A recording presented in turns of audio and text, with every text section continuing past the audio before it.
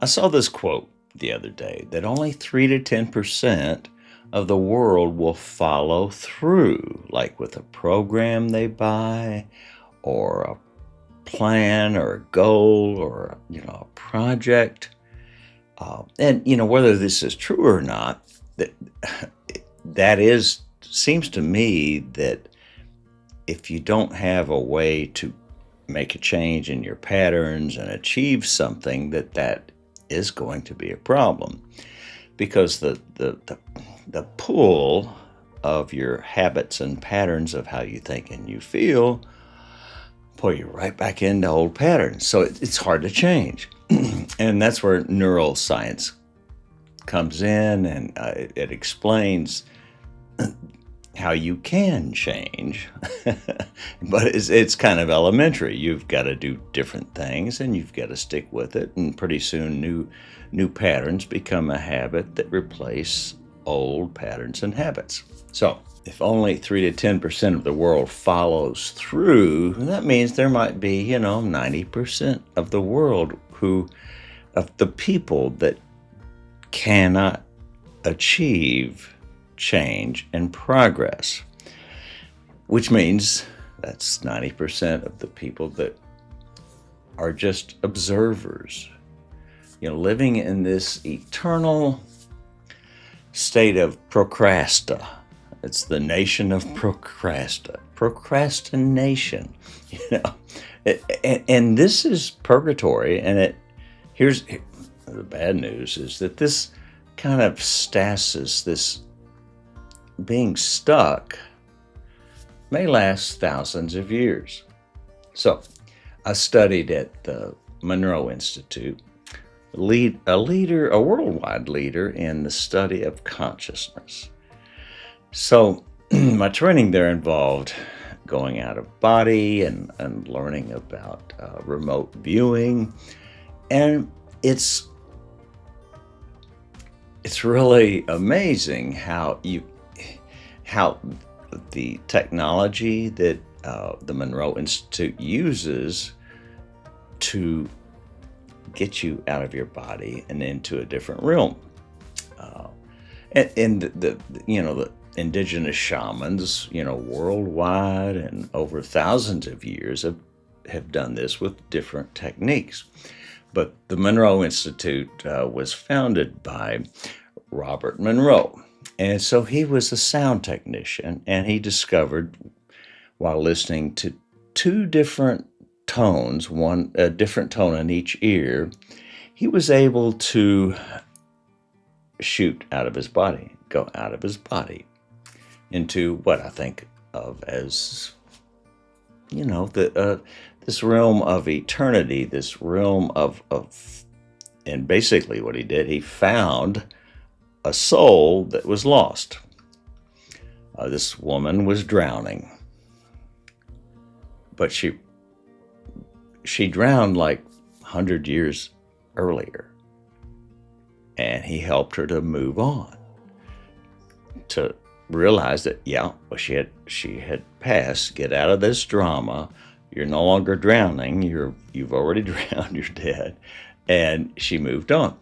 And so many people I met were involved with meeting others from around the world, where they would use this technology to go out of body. And I don't know that they needed this technology anymore. They created their channel to leave their body and go into a realm that was beyond our physical realm. And they discussed what it was like at 9/11, the Twin Towers going down and other catastrophes in 2001. Of course, in the U.S., New York City, and the attack on the Pentagon and all that. And they talked about going to help people move on. And it was quite a rip in the fabric of the cosmos. And they talked about how the rescue workers, policemen, firemen, volunteers, animals, dogs that would help, rescue dogs. And how even the people who came to rescue had died. Since they were in that mode of rescuing, it's like, okay, they were outside of themselves. It didn't matter. They lost their life. They knew that, and they helped others to move on. And so the ones from the Monroe Institute who get together and travel and help people, help souls, came to the rescue, and they witnessed not only were they helping people, but the rescue workers that had perished in the Twin Towers collapse and explosions, they realized they had passed, but they weren't done helping. They just kept helping people. And in that mode of helping others, you do step outside of yourself. And so you can help others because you're not as worried about your physical existence, especially if it's already gone or already ended, So, that's tricky stuff. That's a lot. So, one factor about this is they were able to turn these challenges, dying in this physical realm, into medicine. So they turned the challenges and the catastrophe into medicine and direction for the soul. And that's how they could see to help others to move on. And this is the alchemy of the soul, which we can achieve before we pass. The Toltec shamans considered eternity to be available at our fingertips. It's all around us. It's flowing through us and around us each and every moment. And that's why the present moment is so very important, vital to clarity and understanding. And so, turns out only very few of us humans are up to the challenges of living. So, what if you could stay fully present during a catastrophe, like these rescue workers did as they passed? Take appropriate action while residing in an internal and eternal peaceful state of being. That's possible before you die. Because it has to do with how do you control your emotions during a heart-wrenching, personally life-changing event and how you react to it. And that's all about being centered and going to your internal source, your connection to spirit and eternity, enough so you broaden this channel, you go there in an instant, and you can learn how to respond from a place of peace and calm and not complete terror.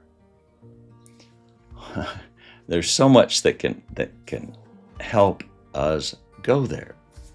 And my hope and blessing is that we all go there, and that you go there. And, yes, I do have a program that helps with that. I hate to go into this. It's like, okay, why am I talking to you? Well, it's because I can help with that, because I've studied human consciousness over the last 50 years. So, but you don't need to know about that. I just wanted to tell you that moving through and moving on is possible. It's the alchemy of the soul, and all we have to do is go internally and connect with it and make it part of our living, our daily living. And that's why I call my whole platform Reboot Your Living. It's not your life, it's like, because your life includes your past and all your terrible mistakes, which your ego wants to keep bringing up, when you're trying to change and step out of your comfort zone, because, the whole thing about the ego is this, oh, I got to keep him alive. Yeah, I got to keep her alive, And so it just resists change, pulls you right back into this comfort zone. So there's ways to change and evolve. We are called to evolve as spirits in human form. I mean, it's just that simple. That's how we are called to be. And that's why we are here. That's why our spirits are here in this human body. It's for a purpose. It's for us, each of us, to evolve. And that's my passion. That's my passion. And maybe because I've had so many failures in my attempts to evolve, but it is possible. And I've studied so much and learned so much. I can help. I really can. So love you all. Bless you. And see you around.